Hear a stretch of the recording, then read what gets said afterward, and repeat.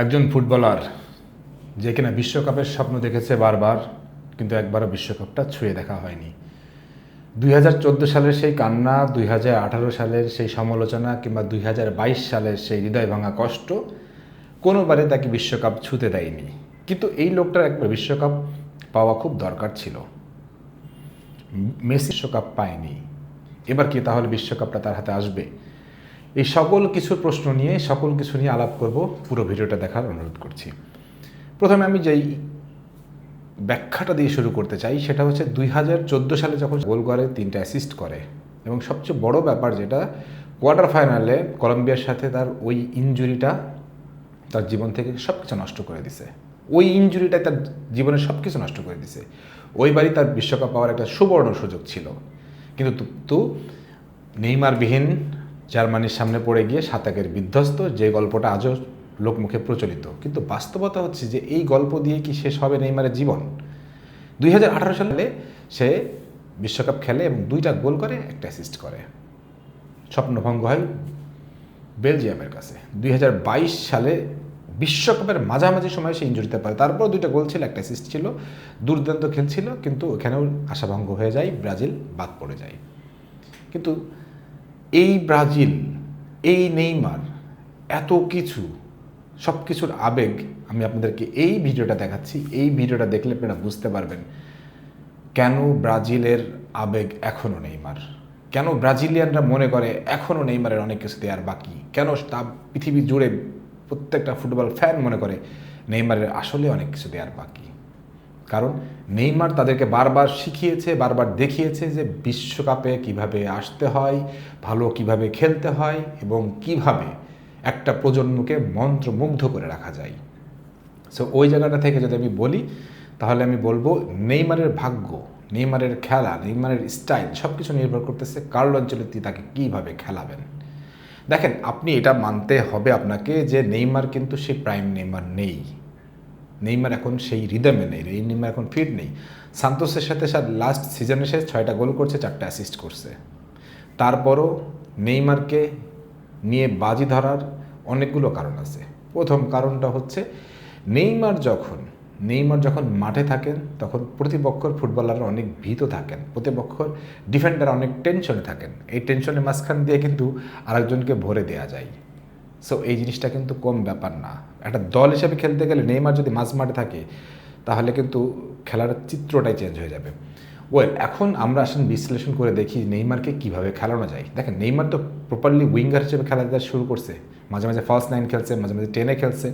কিন্তু আমার কাছে মনে হয় এইবারের জন্য নেইমারের জন্য সবচেয়ে পারফেক্ট জায়গা হচ্ছে number 10 role, but in a very controlled way.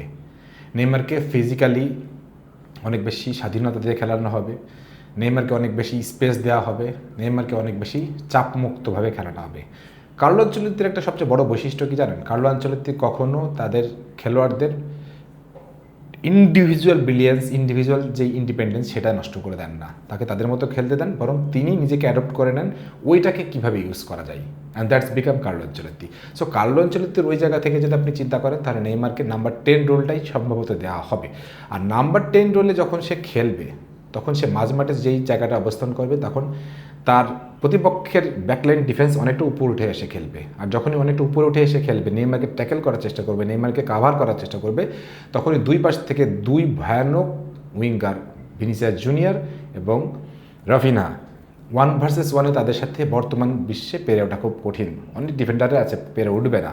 হ্যাঁ, এরকম আপনি ওলিসের কথা বলতে পারেন, ডেম্বেলের কথা বলতে পারেন, কিন্তু আমি বলবো ভিনিসিয়াস জুনিয়র এবং মার্টিনেলি এবং আপনার রাফিনহা এবং এন্ড্রিক, এদের অ্যাটাকিং সিস্টেম যেটা, এই সিস্টেমকে কোনো ডিফেন্ডিং লাইন যদি সত্যি সত্যি বিট করতে চাই তাহলে ডেফিনেটলি আপনার হাই লাইন বলেন, ব্যাক লাইন বলেন, যে কোনো একটা জায়গায় ভেঙে পড়বে। আর যখনই ভেঙে পড়বে, হয় ভিনিসিয়াস স্কোর করবে, না এন্ড্রিক স্কোর করবে, না মার্টিনেলি স্কোর করবে, নাহলে নেইমার স্কোর করবে। এই সুযোগটা পাবেই, এবং এই জন্যই নেইমারকে রাখা। এবং নেইমারকে যখন রাখা হচ্ছে তখন কার্লো আনচেলত্তি এই জিনিসটা খুব ভালো করেই জানেন যে নেইমারকে কীভাবে তিনি ইউজ করবেন। দেখেন, নেইমার এইবার অত বেশি ফিজিক্যাল রান খেলবেন না। 2022 বিশ্বকাপে মেসি যেভাবে খেলছিলেন অতটা ফিজিক্যাল ছিলেন না, কিন্তু তিনি যেটা করতে পারেন, থ্রু পাস করতে পারেন, ভিশন করতে পারেন, স্পট কিক করতে পারেন, যেগুলো দিয়ে খেলার মোড় যে কোনো মোমেন্টে ঘোরাই দিয়ে যেতে পারে। বাট পার্সোনালি আমি অত ফুটবল বোদ্ধা না, বাট ফুটবল অনেক দিন ধরে দেখতেছি। ফুটবল দেখে আমি শুধু এইটুকু বলতে পারি যে নেইমারকে ইউজ করার জন্য সবচেয়ে বড় যেই জিনিসটা জরুরি, সবচেয়ে বড় যেই কাজটা করতে হবে সেটা হচ্ছে যে নেইমারকে প্রচণ্ড পরিমাণে স্বাধীনতা দিয়ে খেলতে হবে। স্বাধীনতা দিয়ে বলতে আমি এটা বোঝাচ্ছি, নেইমার গ্রুপ স্টেজে নেইমারকে অত বেশি ইউজ করার দরকার নেই, কিন্তু রাউন্ড অফ 16 থেকে নেইমারকে ইউজ করতে হবে খুবই কম্প্যাক্ট অ্যান্ড ডিসিপ্লিনড ওয়েতে। নেইমারকে কীভাবে ইউজ করা যায়, দেখেন নেইমারকে সারা জীবন এত ইনজুরি ভুগতে হয়েছে কেন? এত ইনজুরিতে ভুগতে হয়েছে কারণ ডিফেন্ডাররা তার সাথে পারে না। ডিফেন্ডাররা যখন পারে না তখন তাকে অ্যাটাকই তো করবে। হ্যাঁ, সাউথ আমেরিকা বলেন, উত্তর আমেরিকা বলেন, এইসব দলের সিস্টেমই এরকম, যখন তারা পারে না তখন তারা অ্যাটাক করে। ইউরোপে অতটা অ্যাটাক নেই, কিন্তু এই অ্যাটাক করেই খেলে। কিন্তু নেইমার কী করছে, নেইমার এত বেশি ড্রিবল করতে পারে যে যখনই সে ড্রিবল করছে তখন হচ্ছে অ্যাটাক, মানে ডিফেন্ডাররা ভয়ে, টেনশনে, লজ্জায় তাকে অ্যাটাক করে বসছে। নেইমার এইবার আমার মনে হয় যে নিজের গা বাঁচায়ও কিছুটা খেলা উচিত, এবং গা বাঁচায় বলতে আমি বোঝাচ্ছি নিজেকে যতটুকু সেফ রেখে খেলতে পারে, এবং যতটুকু সেফ রাখার পরে থ্রু পাস, ভিশন, এগুলো যখন কন্ট্রোল করতে পারে সেই জিনিসটা নেইমারের জন্য সবচেয়ে বেটার হবে। ওয়েল, এখন এই নেইমার কি আগের বিশ্বকাপগুলোতে বা প্রাইম নেইমার হতে পারবে কি না? দেখেন একটা জিনিস আমি আপনাকে বলি, নেইমার যে ইনজুরি থেকে আসছে, এসিএল ইনজুরি থেকে পড়ে 3 জন খেলোয়াড়ের নাম আমি বলবো যারা এসিএল ইনজুরি থেকে পড়ে পৃথিবীকে চমকাই দিয়ে গেছে, যেমন ভার্জিল ভ্যান ডাইক, ইব্রাহিমোভিচ এবং হচ্ছে রোনালদো নাজারিও। এই 3 জনই এসিএল ইনজুরি থেকে পড়ে পুরো পৃথিবীকে তাক লাগাই দিয়ে গেছে কীভাবে ব্যাক করতে হয়। সেই জিনিসটা থেকে নেইমার উঠে আসছে, এবং নেইমারের এখন রিকভারি পর্যায়টা মোটামুটি 60 to 70%। বিশ্বকাপের ট্রেনিং ক্যাম্পে হয়তো আরও একটু বেশি বেড়ে যাবে। এই 80% ফিট নেইমার যে দুর্দান্ত কিছু করতে পারে প্রত্যেকটা ফ্যান ফলোয়ার বিশ্বাস করে, আমরা 2 মাস আগে ভিডিও করছি যে হাফ ফিট নেইমার দরকার নেই, তাই 50% ফিট নেইমার দরকার ছিল না। কিন্তু এখন নেইমার যে অবস্থা আছে তাতে নেইমারকে আমি মনে করি সঠিকভাবে ইউজ করতে পারলেই নেইমার তার পুরোপুরি বিকাশটা করতে পারবেন। তো 2026 বিশ্বকাপে নেইমার যদি বিশ্বকাপটা ধরতে চান তাহলে তার কী কী সহযোগিতা লাগবে? তার প্রথম সহযোগিতা লাগবে কার্লো আনচেলত্তির যেই ফর্মুলেশন, যে অ্যাডাপ্টেশন, সেটার সাথে তাকে খুব দ্রুত মানায় নেওয়া, এবং নেইমার কী রোলে থাকবে তার সাথে তার সাপোর্টিং রোলটা কী করবে সেটা মানায় নেওয়া, এবং মেসির মতো সাপোর্টিং রোলটা তাকে কতটুকু তার এক্সট্রা রান করে দিবে যার জন্য নেইমারকে খুব বেশি রান করতে হবে না, সেই জিনিসগুলো বোঝাই দেওয়া। এই ব্যাপারগুলো যদি খুব খুব ইজিলি, মানে আমি বলছি খুব সেন্টার্ড ওয়েতে যদি মেনটেন করা যায়, তাহলে আমি অন্তত নেইমারকে এবার দেখতেছি দুর্দান্ত দুর্ধর্ষ একটা রূপ তিনি দেখাতে পারবেন। কারণ তিনি খুব ভালো করে জানেন 2026 বিশ্বকাপের পর তার কোনো সুযোগ থাকতেছে না, না হলে তিনি নাম ঘোষণার পরে এতটা কাঁদতেন না।